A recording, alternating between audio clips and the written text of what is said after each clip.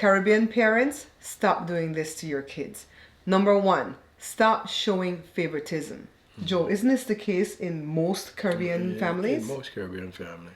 So give me one of the examples. Like, let's say, the color of your skin and the color of the kids or whatever. Some parents, some of them like him because they're blacker than the other one and the other one clearer than the other one and stuff like that. Yeah, it goes vice versa. Right. You might have a dark mom or a dark grandmother that likes the darker skinned kids or grandkids, or maybe they like the lighter one for whatever their reasons are, or you might have a light parent that likes the lighter skinned kid and vice versa. You know, it doesn't always go dark, light, light, but they have their reasoning. The majority of the time, it go where they like the lighter one.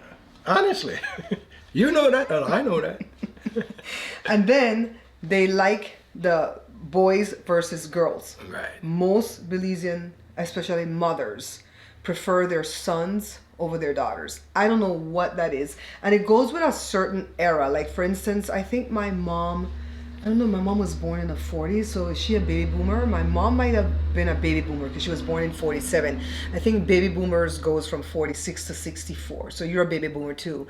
My mom definitely showed favoritism to her sons more. I have an older brother and a younger brother, and I wouldn't say she treated me and my sister like trash, but they definitely got the big piece of the chicken. That's what Caribbean people say about, you know, when I want the big piece of meat, mommy, I don't want that little piece right there, right? They got the big piece of the meat, all right? And I think my mom tried to explain it to me one time by saying, well, you guys are girls, and then you're going to find a husband that's going to take care of you, and who's going to take care of my son? They could take care of themselves. They're boys, then they become men, right? That is just an excuse. That's just an excuse. So I really do find this to be true. Now, Joe and I are from Belize. For those of you that are new to the channel, you know, the people that don't know us, welcome. We're from Belize, but we keep saying Caribbean because we're trying to cover the whole area. Plus, when people do a YouTube search, and they're going to search for Belize, they're going to search for the Caribbean, all right? So Caribbean parents, if the shoe fits you, wear it. And what Belize people say when somebody throws shade at them and it kind of stung and it hurt them, you mash my corn. Stop mashing my corn. The corn on your toes, right? So the next one that they do is state's baby versus the baby that's born in the old country. You know, like for instance, we're from Belize, like I said. So my older brother, me and my sister were born in Belize, and my younger brother was born, I was like 17 years plus, almost 18 years old when he was born. My sister was 11 going on 12. And so he's officially the state's baby. I always remember one time Joe's sister Myrna asked me, you know, was your brother born here? And I'm like, yeah. And he goes, oh, so your mom have a state's baby like me? Because she had one that was born here too out of her form. Like, no, it's not no state's baby. We just happen to live here, so he was born here. Yeah, that's right. But some parents, I don't think my parents was guilty of this, were guilty. Because I'm talking, my mom's passed away, but my dad's still alive. I don't think they treated my brother differently because he was born in America versus us three that were not born in America. I really don't feel that that's true. Maybe my sister will have something to say in the comments about it. But I think they did treat my brother better, my baby brother, because he was the baby. Yeah. Do you think your mom treated your youngest brother differently because he's the baby? Well, he around her more because he's a baby, so. Because he was left, because he's way younger. Because Right. if Joe's like 65, he's about maybe 45, right? So just about the same difference between me and my younger brother. Yeah, so definitely he's a little bit spoiled. I'm talking about both of them, Joe's younger brother and my younger brother. They're a bit spoiled, you know, and I think, you know, the moms are guilty of it. And I really feel like it's because because Joe's younger brother wasn't born here. He came here when he was 9, so can't be because of the states thing. Nah. But I do see Caribbean parents that do treat kids differently. Sometimes they treat the kids that were born in the Caribbean that they brought with them from the old country to here. Sometimes they treat them better than the kids that are born here. But most of the time, I'd say 90% of the time, they'll treat the state's baby better, the anchor baby, better than the Caribbean baby, okay? And I keep saying Caribbean, but this goes for a lot of cultures too. Yeah, it's not Anytime only- you come from a different country to here, to America. Go ahead. No, I said it's not only Caribbean. I'm looking at a little book that I wrote my notes in because I don't want to forget anything. All right, so the next one is the smart kids or grandkids versus the dumb ones. You know, and they are so, they will tell you. They will say, that picnic, they're stupid. They don't say stupid, they say chupid. Stupid. They're stupid. What the mother was looking at when she was pregnant with him, because he sure is stupid. And they'll tell you.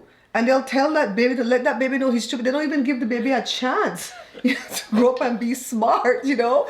Like when I had my 3 kids, I make sure I let all of them know they're smart. They're all gifted. They have to find what that gift is. And we're going to keep promoting it and working on it. Like our daughter, Jada, she's a brilliant musician. And everything that she does, we show up. And we show up to let her know that we support her. She knows that. She's such a show off about that too. Like when she sings at the restaurant, we show up at the end. She has her little tip money in her pocket, right? We don't take that from... Sometimes I want to bring it home to protect her because somebody might wait on her or something. But she has an entourage. But we just go roll up the equipment and, you know, ball up the wire, pack up everything we left, and then she don't have to deal with that. And all her little friends are like, oh, wow, Jada, you have such, you know, supportive parents in this endeavor that you're trying to do. You know, how come you got to be so lucky? And I think... my parents, you can chime in about your parents too, Joe. I think my parents supported and promoted us anything that we wanted to do in the arts. They really pushed us to do in the arts. And they were there too. Maybe not as much as we've been there for Jada, but pretty close. And then the next one is obedient versus rogue. I'm not talking obedient versus disobedient, because sometimes they'll label a child as disobedient and that child is just really a rogue child. And to me, rogue means that child has his own path. I'm saying he, but it could be a she too, that they're taking, and that makes that person unique. And I'm talking about some people over here right next to me, because his mom had 11 kids. He's the 3rd child and the 2nd boy. And I really do feel like he's the rogue child out of the whole batch of them, because he paved his own way. He was the first one to take the trek to America to try to make a life over here. All the rest of them was chicken. They waited for you to come, right? He said, I wouldn't have branched out. I know I would have been a coward. I would never have come to America had my mother not bring me. But Joe branched out on his own, first at age 16. I'm not afraid to go nowhere to it. I could go any part of the world and I can fit in. That's me. And you're the rogue child. And I think they kind of treated you differently. I think they kind of treated him bad. Because he's the rogue child. Because they're like, oh, he don't want to come over here and like me and my new boyfriend, the hell with him. Oh, no, left him out there. And just pretty much they left him to the wind. And Joe just had to like paddle his own boat. I don't worry about things like that, folks. I don't care. As long as you do good in this world and you don't do people bad, don't worry about who don't like you. I mean, it starts from your family. So don't worry about that. See, and we're talking about the obedient versus the rogue, though, that they treat the rogue one differently. They treat them like they lost their scent. You're the black sheep. Anyways, the mouthy one versus the quiet one. No, you'll have some pickney, you know, because we're from Belize. Pickney is a child. You'll have some pickney that's really upstart. It's not just that they're mouthy and they speak their mind and stuff like that. But they want to cheek off the mother or the grandmother or the grandparents or whatever. Or... then you have the super quiet one.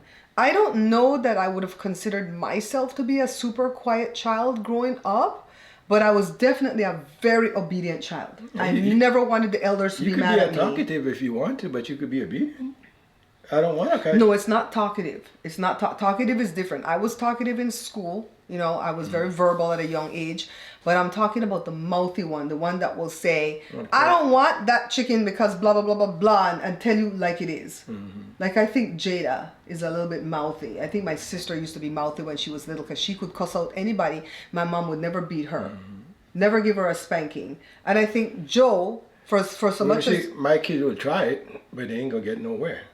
No, Joe, you're not getting what I'm saying. That the parents, they will dislike the mouthy one versus the quiet one. That's what we're talking about. We're not talking about you getting after these kids. We're talking about, and to me, I like a kid to be a little bit cheeky, not upstart, but to verbalize what they want, because I don't like quiet people. I don't like quiet. Maybe I discriminate. Maybe if one of my kids was more... Josh was a little bit more quiet than the rest of the kids, but Joshua wasn't like that when he was growing up. He just got a little bit more quiet when he got older, but he'll sit and talk with me and stuff like that, so we'll know what's going on. But you have some kids that just sit there. Like, I have a few cousins, I'm not calling no names, and they have a tendency to just do like this and just...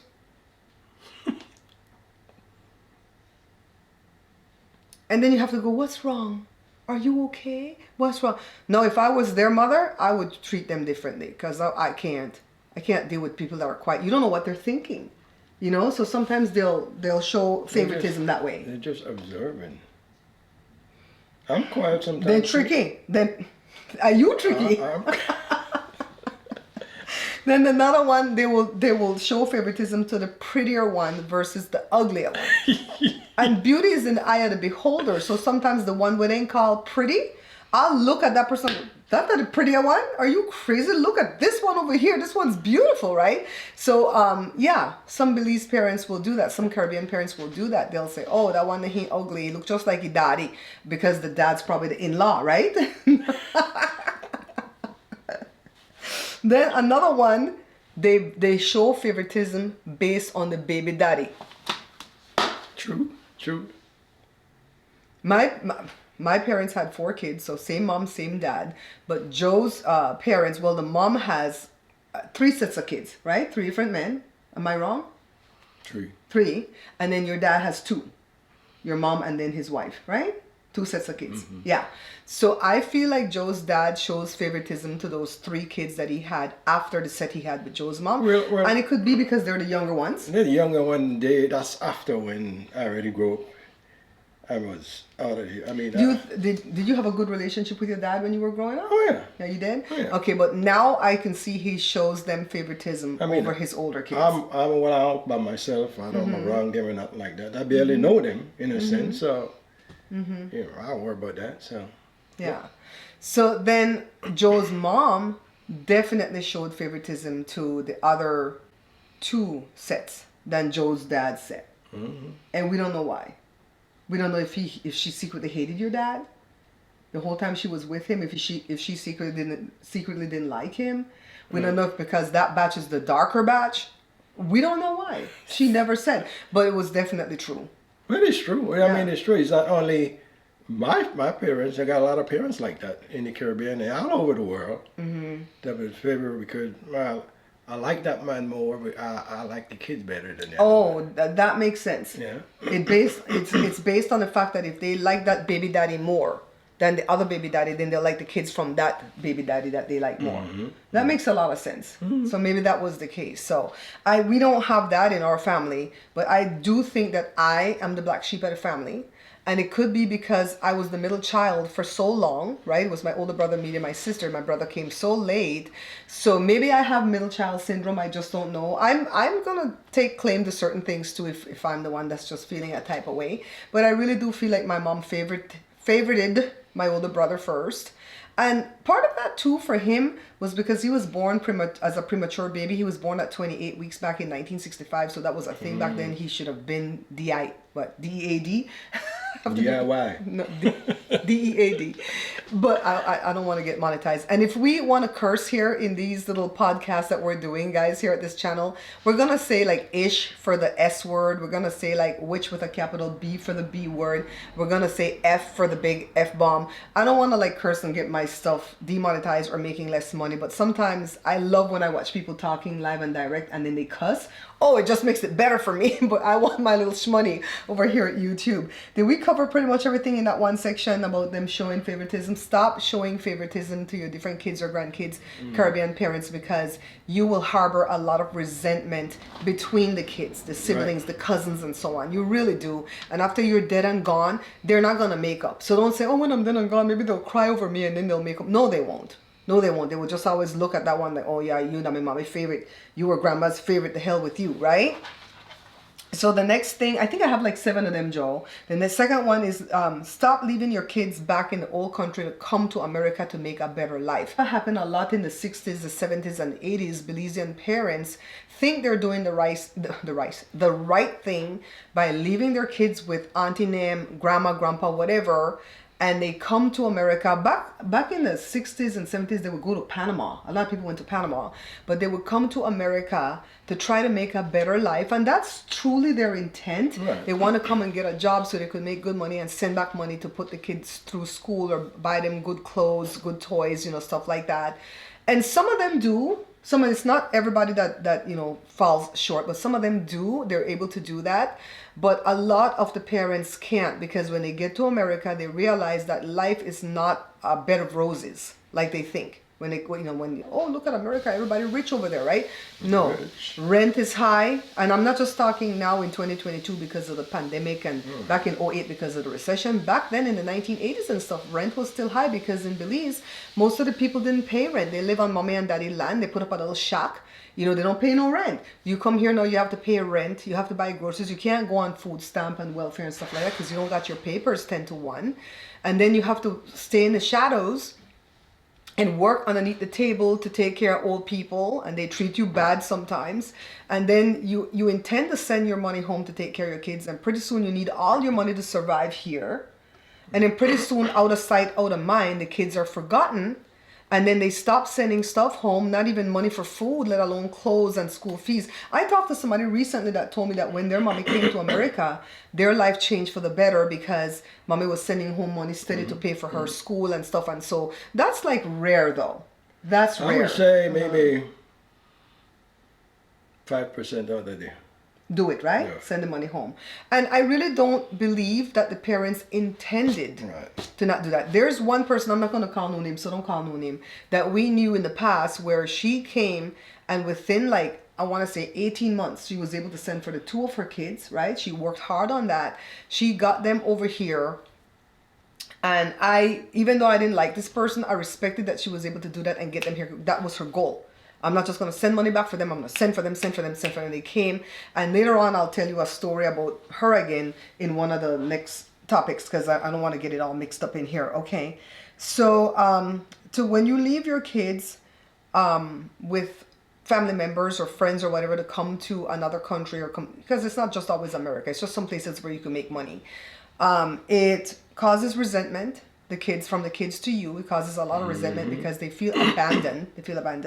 And then no one watches them like you do. Absolutely. You think they're going to watch them. If you leave a little daughter down there, they might get molested. You know what I mean? By your sister husband or some foolishness like that, right? Or cousin, blah, blah, blah. That's, a little bit on the pervy side or whatever. Or they might just get knocked up. You know what I mean? If you leave your son, they're left to run wild. They might get caught up in a gang. All types of stuff that can befall them. A lot of people in Belize die from drowning. Kids when they're left unattended because they like to go to the river. They can't swim. The river, they move too fast.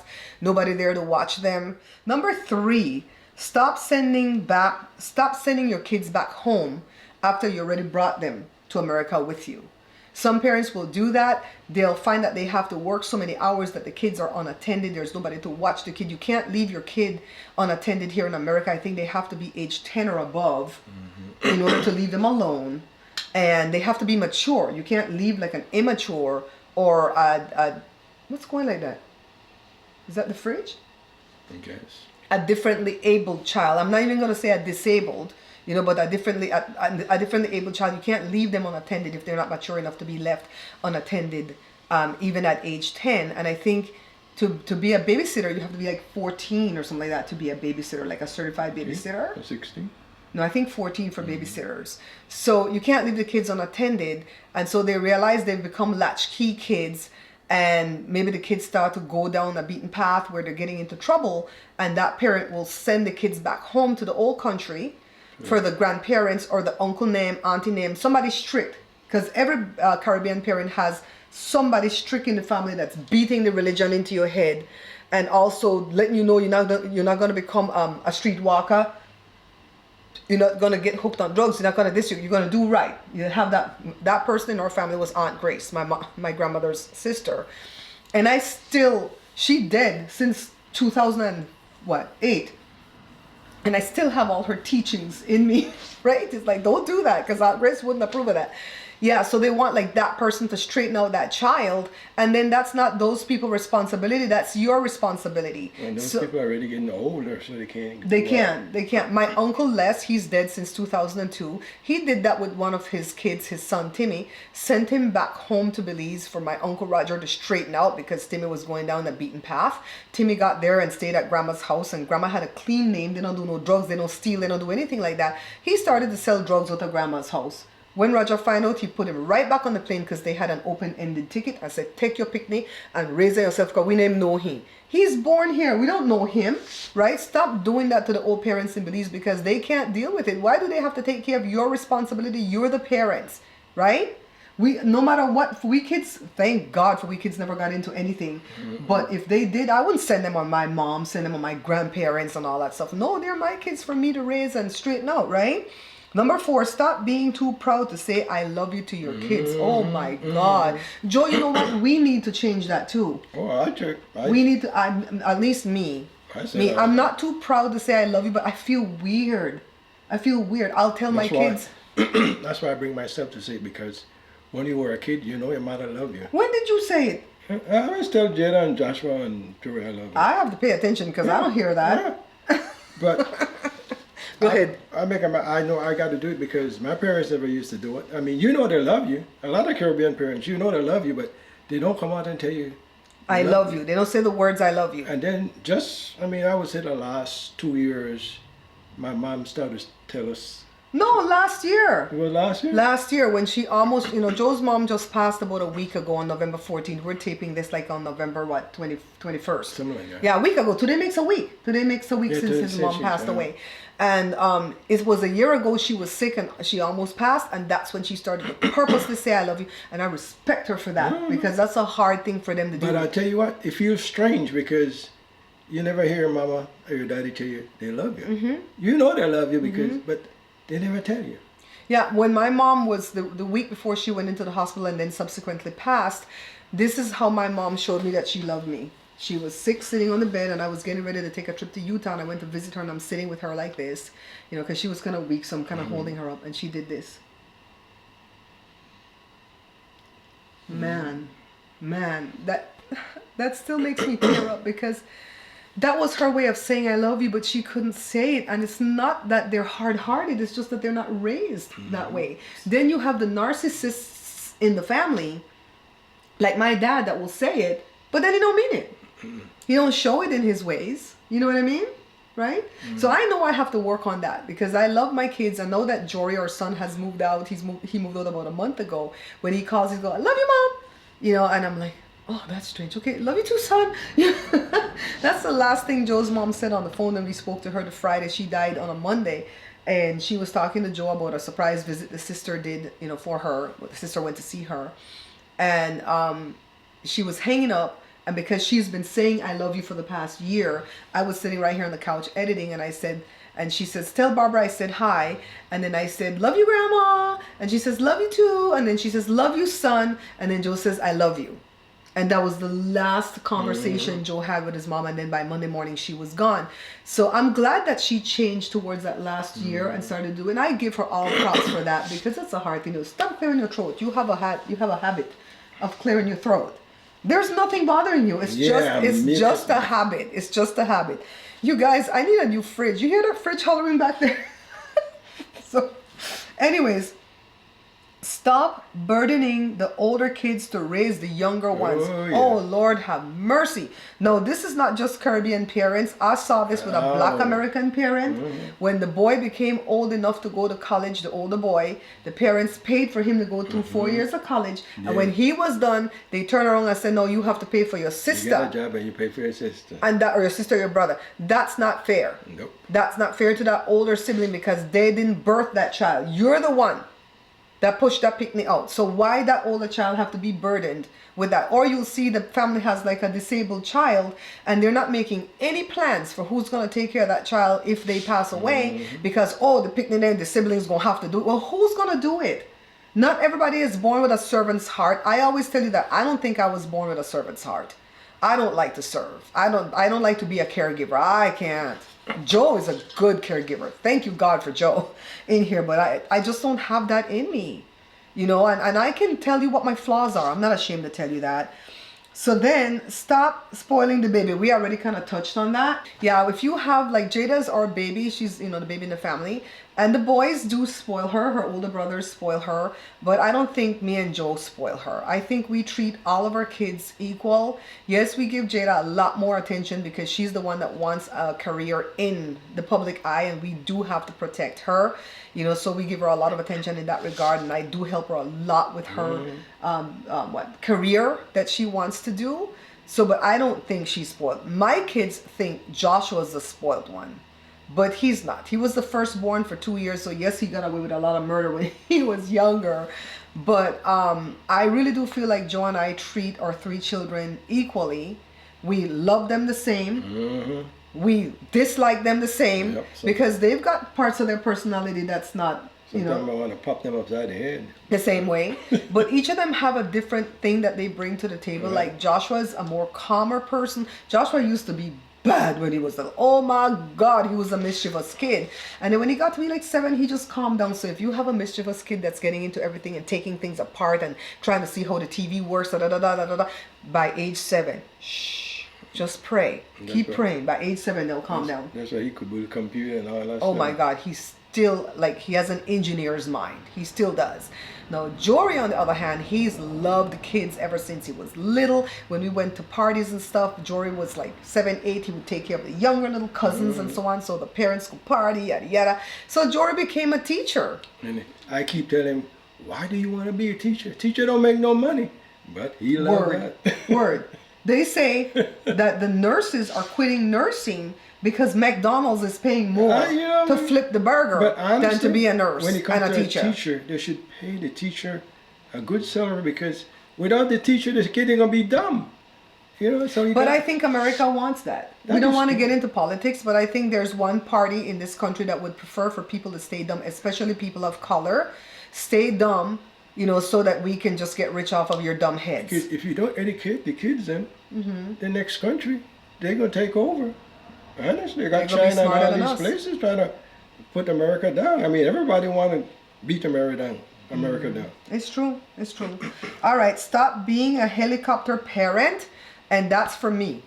When we say some of these things, we're not just talking to you, the viewer. We're talking to our own selves. I don't think Joe is a helicopter parent. He leaves the kids to have their independence, and he's like, Mommy, they're going to be okay. We raised them right. When they say train up a child and they will never depart, yada, yada.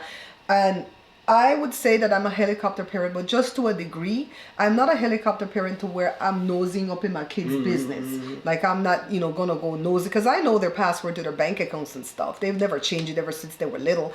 I can go in there and be nosy. I'll never, ever do that. I don't look in their phone. We all know our passwords in here, but we don't look in each other's phone. I'm never gonna just go bust the room door open and talk. I knock first. Can I come in? So in that regard, I'm not. And Jada likes to go out a lot with friends. Jada's a lot like my mom. She's a very much a social butterfly and likes to be with friends. And I don't mind that she's out. I just want to know that she's safe when she's coming home, because a lot of the time she's coming from about 17 to 30 miles away in an old car that could break down 1 o'clock, 12 o'clock. 1 in the morning, and I do worry. And Joe sleep. Joe said, you can stay there and worry. I'm sleeping. I'm not going to worry about it because what's going to happen anyway. So don't worry about it. When I stay up and I speak that hedge of protection over her, she does check in. She's really good about checking in. Mom, I'm leaving in 15 minutes. I'm like, let somebody walk you to your car or whatever if she's leaving like one of the shows that she goes to and stuff like that. And the tracking is on. And she's like, you can always track me. I'm like, I don't want to invade her privacy like that by tracking her. She goes, I'm always where I tell you I'm going to be. Even though she's going to be 27, but I worry. I do worry, and I think in that regard, I'm a little bit of a helicopter parent in that regard. And especially when she's doing a performance somewhere, we do show up a lot. And at first we show up to support her. Like when she started to sing at the restaurant, we didn't know if anybody was going to show up. So the first night we showed up to support her, and we took big tips and everything to show her support. Because I'm not going to expect a person to come and give my daughter a tip and then I don't give her a tip. You know what I mean? I always lead the way. And then when I saw her little entourage was going, we stopped. We stopped going, not because we're not supporting her anymore, but we stopped going. We only go towards the end to pick up all the equipment, pick up all the wires and the cords, because we don't want her to lose anything. And that way she can meet her people, her friends, her entourage, her fans or whatever. And so in that regard, I don't think we're helicopter like that. But I think I do worry more about my children than Joe does. And now that Jory has moved out and he's with his wife and his stepdaughter, I'm not so worried about him because at least he has got somebody else now to look out for him. But we still have the tracking on. He didn't turn the tracking off. And he says, you can track me anytime you need, Mom, don't worry. So then stop pushing the order of birth hierarchy. You know what that is, Joel? The order of birth hierarchy? No.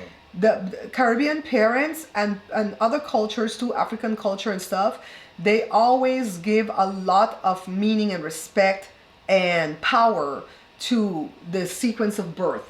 You know, so like for instance, your sister is the eldest, then your brother Elroy, and then you have all these younger kids, and so the older ones are like, you better look up to me and you better respect me because I'm the older brother, I'm the older sister.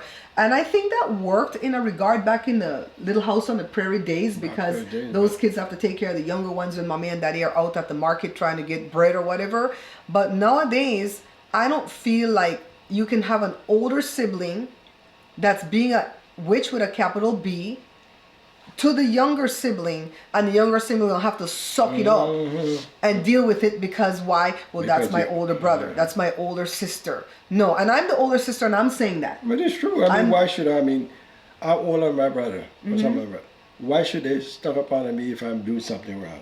Exactly. So even I can say that even though I'm the older sister, because I don't expect my younger siblings to, like Joe say, suck up to me if I'm doing something wrong. But if I'm doing something right and you still hate me and act like I'm not worth anything, then to hell with you too. And you know, I'm going to leave you with this scripture, you know, the one that says honor your parents. That's a commandment.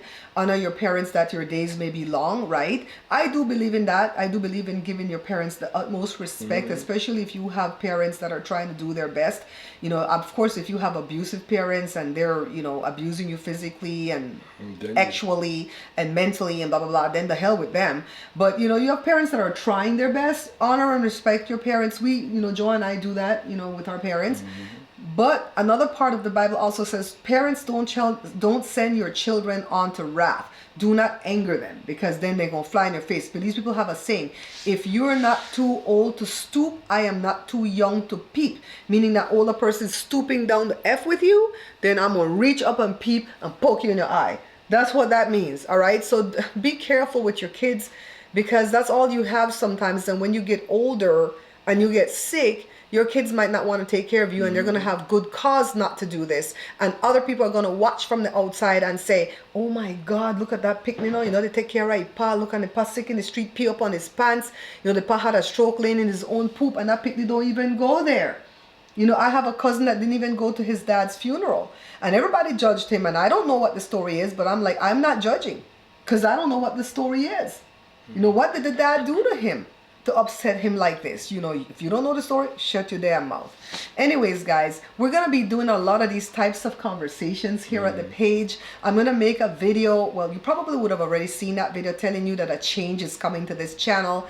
I like what we're doing here. I'm so glad that you came and sat in on this one with me. Sometimes you'll see Joe, sometimes you'll see Josh, sometimes you might see Jada, and sometimes you might just see me. But whatever topic we have, you know, even if it's like 5 points we can make, I want you guys to participate down below. Tell me your stuff that you have with your parents, you know, and stuff that they do that annoys you, all right? If you like this video, check out this one that I have lined up for you, because I think you'll have fun watching that one.